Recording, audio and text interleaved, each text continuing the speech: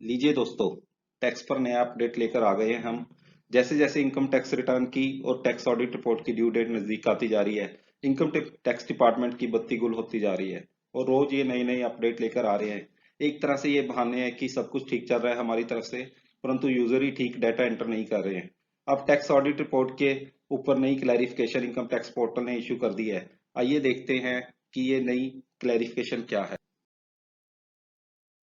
Income tax portal कह रहा है कि अगर आप फॉर्म फाइलिंग में और वेरिफिकेशन में एरर से बचना चाहते हैं तो इस प्रकार से कीजिए।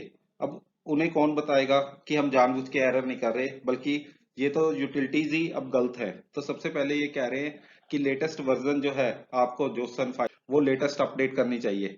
अब आप बार बार अपडेट करते रहेंगे, कितनी बार हम डाटा एंट्री बार बार करेंगे। और फिर वो कह रहे हैं डाटा क्लॉज 11, 18, 20, 21, 26 और 34 ये दोबारा से आप अपडेट कीजिए।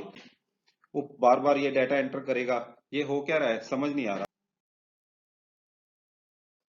और दोस्तों कह रहे हैं कि डाटा सही डालिए, जैसे PAN of tax payer, CA का membership number, assessment year, form filing type. अब ये देखने वाली बात तो ये है कि ये चीजें भी क्या हम गलत डाल रहे हैं। डिजिटल सिग्नेचर के बारे में वो कह रहे हैं कि हमें जो है M signer M bridge application system के अंदर जो है अपडेट कर लेनी चाहिए।